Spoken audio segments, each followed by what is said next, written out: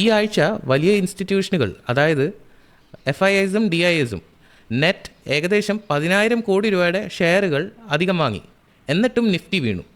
അതെങ്ങനെയാണെന്ന് നമുക്കൊന്ന് നോക്കാം. ഈ ആഴ്ച നമ്മൾ 4 കാര്യത്തിനെക്കുറിച്ചാണ് സംസാരിക്കാൻ പോകുന്നത്. ഒന്ന്, ക്രൂഡ് ഓയിലിൻ്റെ വില 5% കൂടി. അതിൻ്റെ ഇമ്പാക്റ്റ് എന്തൊക്കെയാണ്? രണ്ടാമത്തത്, ഇൻഫ്ലേഷൻ 19 മാസത്തെ ഹൈയിലാണ് ഇപ്പോൾ നിൽക്കുന്നത്. അതിൻ്റെ ഇമ്പാക്റ്റ് എന്താണ്? മൂന്നാമത്തത്, ഇൻഡെക്സുകൾ മാർക്കറ്റിൻ്റെ ഒരു റിഫ്ലക്ഷനാണ്. പക്ഷേ ഈ ആഴ്ച ഇൻഡെക്സ് താഴ്ന്നു, പക്ഷേ മാർക്കറ്റ് താഴ്ന്നില്ല. അതെന്തുകൊണ്ടാണ്? നാലാമത്തത്, അമേരിക്ക വീണ്ടും ഓൾ ടൈം ഹൈയിലാണ്. ഇന്ത്യ ഇപ്പോഴും അതിൻ്റെ ഓൾ ടൈം ഹൈയിൽ നിന്നും 8% പിന്നിലാണ്. ഒരു കൺഫ്യൂഷൻ നമുക്ക് തുടക്കത്തിലേ മാറ്റാം. മാർക്കറ്റും ഇൻഡെക്സും രണ്ടാണ്. മാർക്കറ്റ് എന്ന് പറഞ്ഞാൽ എക്സ്ചേഞ്ചിൽ ലിസ്റ്റ് ചെയ്തേക്കുന്ന എല്ലാ കമ്പനികളും ചേർന്നാണ് മാർക്കറ്റ് ഉണ്ടാവുന്നത്. ഇൻഡെക്സ് എന്ന് പറഞ്ഞാൽ മാർക്കറ്റിനകത്തിലുള്ള ഏറ്റവും വലിയ കമ്പനികൾ അല്ലെങ്കിൽ ഏറ്റവും സെയിൽസ് കൂടിയിട്ടുള്ള ചില കമ്പനികൾ, അതിൻ്റെ ഒരു ബാസ്ക്കറ്റ്, അത് ആണ് ഇൻഡെക്സ് എന്ന് പറയുന്നത്. 2 രീതിയിലുള്ള ഇൻഡെക്സ് ഉണ്ട്. നിഫ്റ്റി 50 അതൊരു 50 കമ്പനിയുടെ ബാസ്ക്കറ്റാണ്. പിന്നെ സെൻസെക്സ് അതൊരു 30 കമ്പനിയുടെ ബാസ്ക്കറ്റാണ്. അപ്പോൾ അതാണ് ഇൻഡെക്സ്. നമ്മൾ സാധാരണ ഈ ടി വിയിൽ കേൾക്കത്തില്ലേ, ഈ മാർക്കറ്റ് കൂടി മാർക്കറ്റ് കുറഞ്ഞു, അത് സാധാരണ അവർ ഈ ഇൻഡെക്സിനെ വെച്ചിട്ടാണ് ഈ പറയുന്നത്. ഇപ്പോൾ ഒരു ചെറിയ ഇതിൻ്റെ ഡീറ്റെയിൽ ഡിസ്ക്രിപ്ഷൻ ഞാൻ എൻ്റെ ടേംസ് ഡീകോഡഡ് എപ്പിസോഡ് 1 പറഞ്ഞിട്ടുണ്ട്. ഒരു ചെറുതായിട്ടൊരു ഉദാഹരണം പറഞ്ഞു കഴിഞ്ഞാൽ, നമ്മളൊരു മാർക്കറ്റ്, ഒരു സാധാരണ ഇപ്പോൾ നമ്മൾ ചന്തയിൽ പോയി നോക്കിക്കഴിഞ്ഞാൽ അവിടെ ഒരു തട്ടുകട ഉണ്ടെന്ന് വിചാരിക്കുക. ഗോപാലൻ ചേട്ടൻ്റെ തട്ടുകട, അദ്ദേഹത്തിൻ്റെ തന്നെ എക്സാമ്പിൾ എടുക്കാം.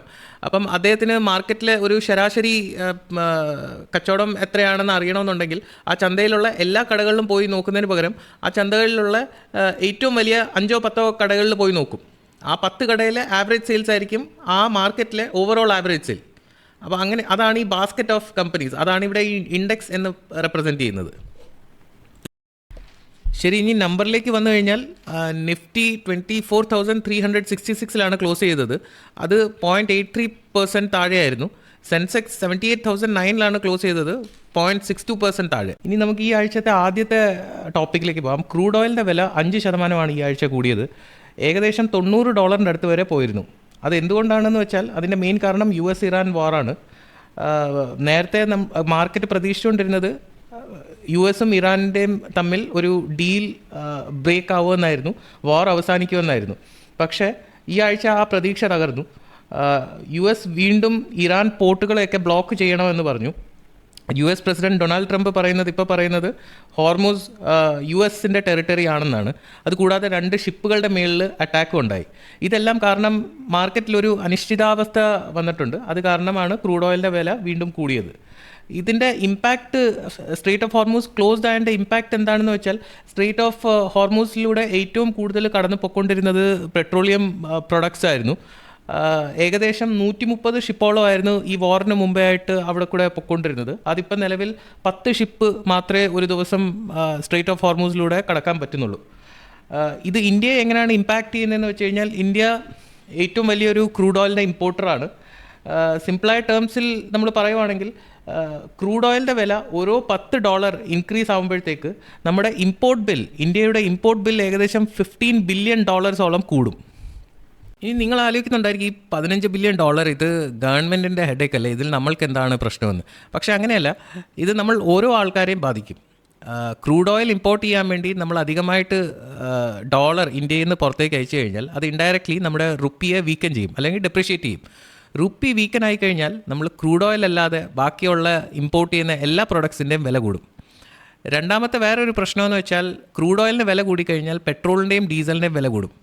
ഇന്ത്യയിൽ ഗുഡ്സ് ട്രാൻസ്പോർട്ടേഷൻ നടക്കുന്ന ഏറ്റവും വലിയൊരു മാർഗ്ഗമാണ് റോഡ്വേസ്. അതായത് നമ്മുടെ വീട്ടിൽ കിട്ടുന്ന ഉള്ളി, അരി, ഇതെല്ലാം റോഡിലൂടെയാണ് ഒരു സ്ഥലത്തു നിന്ന് വേറൊരു സ്ഥലത്തേക്ക് ട്രാൻസ്പോർട്ട് ആവുന്നത്. അപ്പോൾ ഡീസലിന് വില കൂടിയാൽ ഇതിനെല്ലാത്തിനും ഇൻഡയറക്ട്ലി വില കൂടും. അപ്പം പൊതുവെ പറഞ്ഞു കഴിഞ്ഞാൽ സാധനങ്ങൾക്ക് വില കൂടും. സാധനങ്ങൾക്ക് വില കൂടിക്കഴിഞ്ഞാൽ RBIയുടെ കയ്യിൽ റേറ്റ് കട്ട് ചെയ്യാനുള്ള പവർ കുറയും. അപ്പം നിങ്ങളുടെ ലോണും EMIയുടെയും റേറ്റ് കുറയാനുള്ള ചാൻസ് വളരെയധികം കുറയും. അപ്പോൾ നമുക്ക് മനസ്സിലാക്കാം, ഹോർമൂസ് സ്ട്രെയ്റ്റിൽ ഒരു കപ്പൽ ആക്രമിക്കപ്പെട്ടാൽ അത് നമ്മുടെ കേരളത്തിൻ്റെ ഓരോ വീടുകളിലെ എക്സ്പെൻസസിനെ വരെ ബാധിക്കും. ഇപ്പോൾ നിങ്ങൾ ആലോചിക്കും, ഈ ക്രൂഡ് ഓയിലിൻ്റെ വില ഇന്ത്യയിലെ ഓയിൽ കമ്പനീസിന് നല്ലതാണെന്ന്. പക്ഷേ അങ്ങനെയല്ല. ഇന്ത്യയിലെ oil companies crude oil import ചെയ്യുകയാണ് ചെയ്യുന്നത്. അത് അവരിവിടെ കൊണ്ടുവന്ന് റിഫൈൻ ചെയ്യും, എന്നിട്ട് പെട്രോളും ഡീസലുമായിട്ടും വിൽക്കുകയാണ് ചെയ്യുന്നത്. അപ്പോൾ ഈ പെട്രോളിൻ്റെയും ഡീസലിൻ്റെയും റീറ്റെയിൽ പ്രൈസ് ഗ്ലോബൽ ക്രൂഡ് ഓയിലിൻ്റെ പ്രൈസിൻ്റെ ചേഞ്ച് അനുസരിച്ച് കൂട്ടാനോ കുറയ്ക്കാനോ പറ്റില്ല.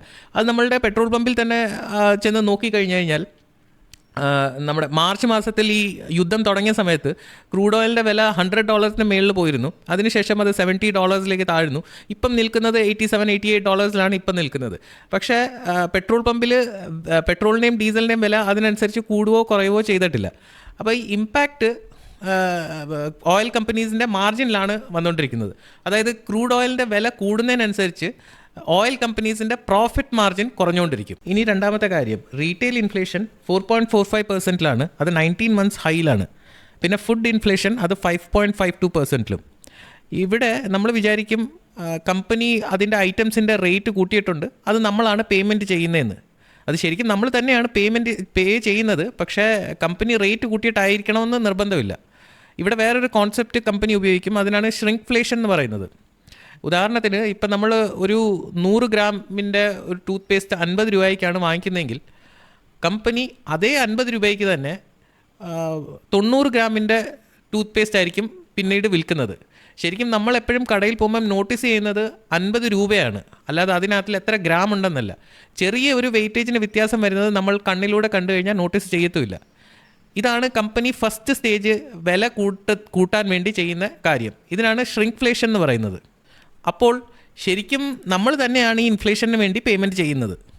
നമ്മൾ ഇന്ത്യയിലെ 18 സെക്ടോറുകൾ ഇൻഡെക്സുകൾ ചെക്ക് ചെയ്തിരുന്നു. അതിനകത്തിൽ 5 എണ്ണം മാത്രമേ ഉള്ളൂ ഗ്രീനിൽ: reality, defence, consumer durable, capital market, media. ഈ എല്ലാ സെക്ടേഴ്സിലും ചില പോയിൻറ്റ്സ് കോമൺ ആയിട്ടുണ്ടായിരുന്നു. ഇവരാരും ക്രൂഡ് ഓയിൽ വാങ്ങാറില്ല, അവർക്ക് ഇമ്പോർട്ട് ബില്ലില്ല, അവർക്ക് ഫോറിൻ കോമ്പറ്റീറ്റേഴ്സ് ഇല്ല, AI അവരുടെ ബിസിനസ് മോഡൽ ഡിസ്റപ്റ്റ് ചെയ്യാൻ വരുന്നുമില്ല. ഡിഫൻസ് സെക്ടറിൻ്റെ കാര്യം ഒന്ന് നോക്കിയാൽ ക്രൂഡ് ഓയിൽ കൂടാനുള്ള അതേ കാരണം തന്നെയാണ് ഡിഫൻസ് സെക്ടറിനെയും മുകളിലേക്ക് കൊണ്ടുപോകാനുള്ള കാരണം, അതായത് ജിയോ പൊളിറ്റിക്കൽ ടെൻഷൻ. രണ്ടാമത്തെ ഒരു കാര്യം എന്ന് പറഞ്ഞാൽ ഇന്ത്യയുടെ ഡിഫൻസ് പ്രൊക്യൂർമെൻറ്റ് ബഡ്ജറ്റിൻ്റെ 75% അത് ഇന്ത്യൻ കമ്പനീസിന് വേണ്ടി മാത്രമാണ് മാർക്ക് ചെയ്ത് വെച്ചിരിക്കുന്നത്.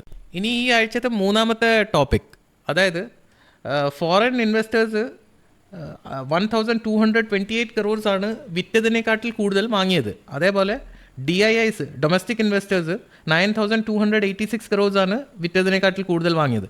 അപ്പം ആകെ 10,500 crore rupeesോളമാണ് അധികമായിട്ട് ഈ ആഴ്ചയിൽ മാർക്കറ്റിൽ വന്നത്. ഈ ആഴ്ച ബൈയിങ് കൂടുതൽ ഉണ്ടായിരുന്നിട്ടും നിഫ്റ്റി വീഴുകയാണ് ചെയ്തത്. അതിൻ്റെ ഒരു റീസൺ എന്ന് പറഞ്ഞു കഴിഞ്ഞാൽ ഈ 10,500 crore rupees അത് മാർക്കറ്റിൽ മൊത്തത്തിലാണ് വന്നത്. മാർക്കറ്റ് മൊത്തത്തിൽ ആയിരക്കണക്കിന് കമ്പനികളുണ്ട്, അതിൽ മുഴുവനൂടെയാണ് ഈ 10,500 crore rupees അധികമായിട്ട് വന്നത്. പക്ഷേ നിഫ്റ്റി 50 അത് റെപ്രസെൻറ്റ് ചെയ്യുന്നത് ആകെ 50 കമ്പനീസിൻ്റെ ഒരു ബാസ്ക്കറ്റാണ്. അപ്പം നെസസറിലി ആ 10,500 crore rupees മാർക്കറ്റിലേക്ക് വന്നതിൻ്റെ ഒരു ഷെയർ നിഫ്റ്റി 50ലേക്ക് ചെല്ലണമെന്ന് നിർബന്ധമില്ല. അതാണ് അതിൻ്റെ കാരണം. ഇനി ഇവിടെ വേറൊരു കാര്യം ശ്രദ്ധിക്കാനുള്ളത്, ഈ മാർക്കറ്റ് ഇൻഫ്ലോയിനകത്തിലെ 88% ക്യാഷോളം ഇന്ത്യൻ ഇൻസ്റ്റിറ്റ്യൂഷൻസിൻ്റെ തന്നെയാണ്. ഇന്ത്യൻ ഇൻസ്റ്റിറ്റ്യൂഷൻ എന്നാൽ DIIs, അവർ mutual fund, insurance companies, pension fund ഇവരെയാണ് റെപ്രസെൻറ്റ് ചെയ്യുന്നത്. അവിടെ തന്നെയാണ് നമ്മുടെ SIP മണി എല്ലാ മാസവും പോകുന്നത്.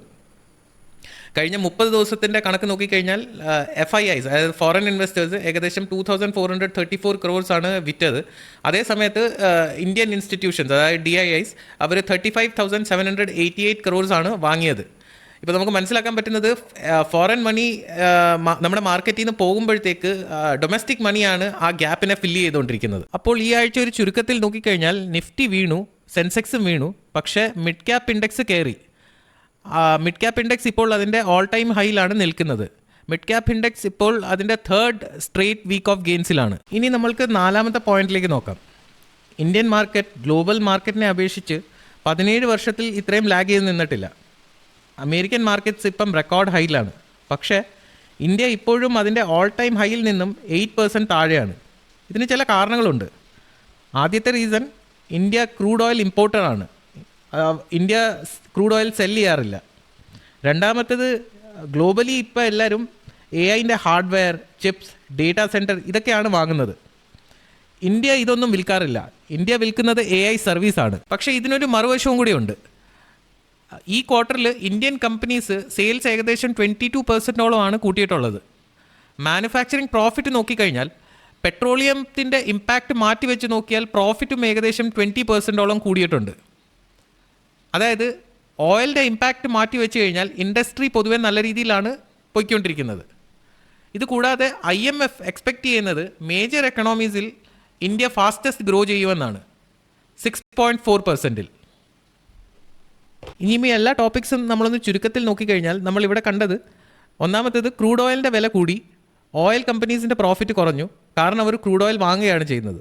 രണ്ടാമത്തേത് നമ്മളിവിടെ ഇൻഫ്ലേഷനെ കുറിച്ച് കണ്ടു, അതിൻ്റെ ഇമ്പാക്റ്റ് എങ്ങനെയാണ് ഉണ്ടാകുന്നതെന്ന്. മൂന്നാമത്തേത് നമ്മൾ കണ്ടു നിഫ്റ്റി 50 ഇൻഡെക്സ് താന്നു, പക്ഷേ മാർക്കറ്റിനകത്തിൽ മണി സപ്ലൈ കൂടുകയാണ് ചെയ്തത്.